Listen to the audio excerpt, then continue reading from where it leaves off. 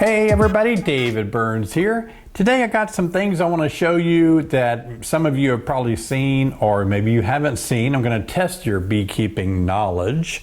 Look at this right here. What do you think that is? I'll give you a couple of hints. There's a hole here. And at the top, there's a little thing you can swivel and turn and creates a little opening there. Anybody know what that is? Well, this takes the place of a frame, and if you had, say, a queen, this is another example of a queen cage, you could actually put it in here, take the cap off, and you can insert the queen cage in here, either this style or a wooden cage. And then the queen could be released into this area here, and various scenarios, this could slowly introduce a queen into your hive without her being maybe killed if she was introduced too quickly. So it allows a queen to get more familiar with her hive, and then if you see that they're really enjoying the queen, then you can open up the little door here and she has the ability to walk out, and boom, you've got a queen installed. So that's kind of a cool thing. All right, let's try another piece of equipment. Look at this. What do you think about this? What do you think this might be? It moves like this. Anybody know? This is a mouse guard. Supposedly a mouse could not go through that little opening, and you can put that on the front of your hive in about a few weeks, actually, around September, and the bees can still fly through, but you can keep the mice out. All right, how about this? Look at what this is. Okay, so if you look at this, 1, 2, 3, 4, 5, 6, 7, 8, 9, it's a 9-frame spacer that you can attach on the little frame rest lip inside of your honey super, so that you could have 9 frames for a wider drawn honey frame, and that way you could harvest it a little bit easier. All right, how about this? Wow. This is actually a hive tool, but as you can see, it has some it's different than your most commonly used hive tool. Companies now are making hive tools in various configurations, and this is one of them that has a handle on it, so you can scrape like that. Speaking of hive tools, here's another example of a hive tool, and if you look, it's got a funny shape to it on the end. Well, both ends actually. It doesn't look like your common hive tool. And this is used if you wanted to get a frame out of a hive next to another frame.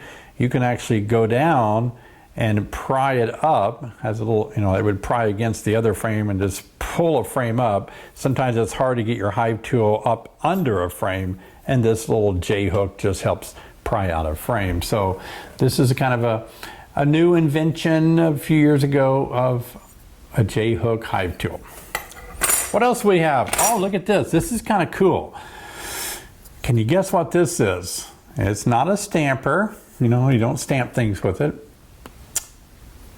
So what you do, you catch a queen, you put her in here, and then you slowly push her toward the top with her thorax facing up, and her thorax will be you don't want to push really hard on her, but you can lock her where she won't move, and the thorax would be sticking up through one of these grates, and then you can put a number on her or you can paint her. So it just helps you confine the queen as you put a little dot on her.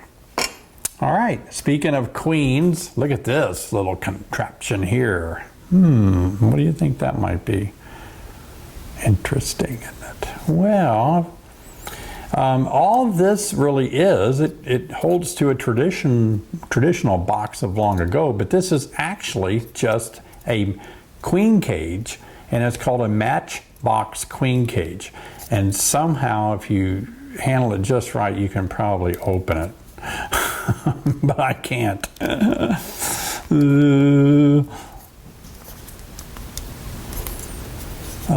It's probably real simple. Oh, wow, I figured it out. I'm a master beekeeper, so I know what I'm talking about.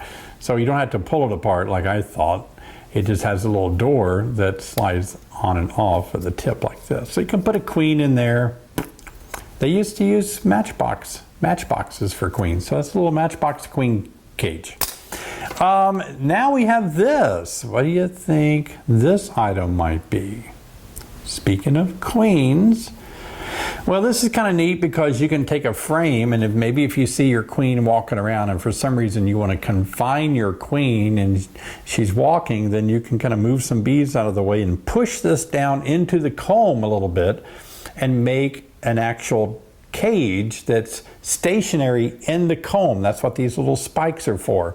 It works in a plastic foundation because they'll pull the wax out, or a wax foundation. So these are really nice, and this is what this is as well, only it's really built to go a little deeper. So this might be better in a wax foundation, because plastic foundation, it might work okay, but it might not allow the frames to fit up against each other as close as they should. But be careful, those spikes will kill all the bees that it pierces. So you know, if you see your queen, you want to be careful not to kill her. So you might just start, spinning it like this until you see, okay, the bees are out of the way, there's my queen, and you've got her caged. That's a neat thing. Look at this item. I love these. These are so fun. I've used these on, well, I don't want to say yet because I don't want to tell you what it is. What do you think this is? It actually goes on, usually it would be placed on a nuke box, a little 5-frame, 9-inch wide nuke box like this one back here, as you can see. And what you can do, let me get up and show you in action here. You can actually spin it. This is wide open. Everybody can come in and out. If you turn it one more time this way, now you have a queen excluder, so only the worker bees can go in and out. And then if you turn it one more time, then nobody can go in and out, but you have ventilation. So that's a neat thing. If you want to move your hives around, you can turn it to the ventilation side. So you can actually configure this and put it on a hive by drilling a hole in the front of your hive and then blocking off the entrance if you wanted to do that. And we do a lot of queen work here. Look at this. This is called a Chinese grafting tool. You just push on the little end and it pushes the larva off that you're grafting. So this is what we use when we're teaching our queen rearing classes. And I really enjoy working with these. Works really good for grafting larvae. And these are the cups, the queen. This is a wide base queen cell cup. You can see here. And this is what you do when you're grafting. You're actually taking a 1-day-old larva and you're actually just kind of placing it in here and pushing her off so that she stays in there to become a queen.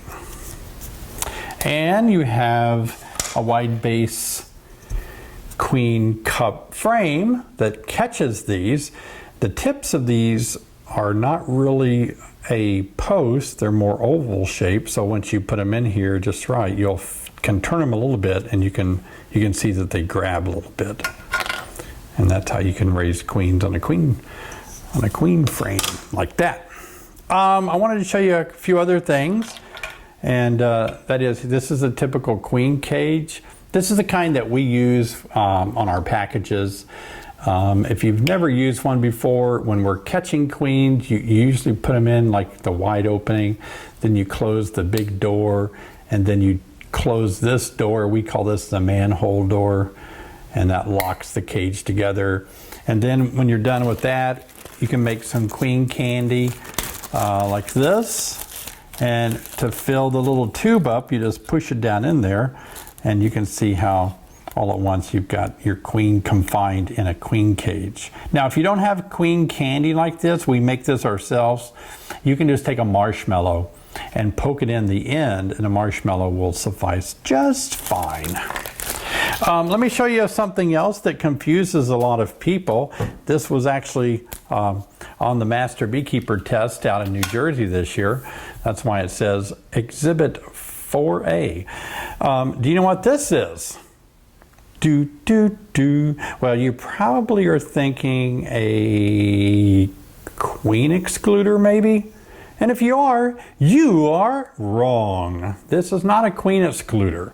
This is actually a propolis trap. You put this on top of your hive about this time of the year when the nectar flows over. The only way you can tell a difference between a queen excluder and a propolis trap is this side is smooth on a propolis trap like a queen excluder would be, but if you look on the other side, you can see that these are pointed. They're more angled, and that helps the propolis, once it sticks and you freeze it, it helps it break loose and break off. So let me show you a queen excluder, and you'll see the difference between the two. Look at that. See, they're just kind of smooth and flat on both sides, a queen excluder. Propolis trap has the more angled tips on one of its side. So don't get those wrong, especially if you're buying them in a store. You may pick one up, and because on this one, propolis trap, worker bees are not going to be able to squeeze through there. And so that's just a nice way to gather a propolis, and if you want to sell it. Well, that's a few tips I wanted to show everybody, and a few things that you might not recognize in some of the catalogs or some of the things that you see online sometimes. I want you to be careful. A lot of the things that are out there today, you don't need to have. So some things are very useful. Be careful when you're choosing things. Don't just buy everything because it's a new gadget or a new gimmick that somebody's talking about. It can be a waste of time and money, so be careful. All right, thanks for joining me today. We'll see you next time.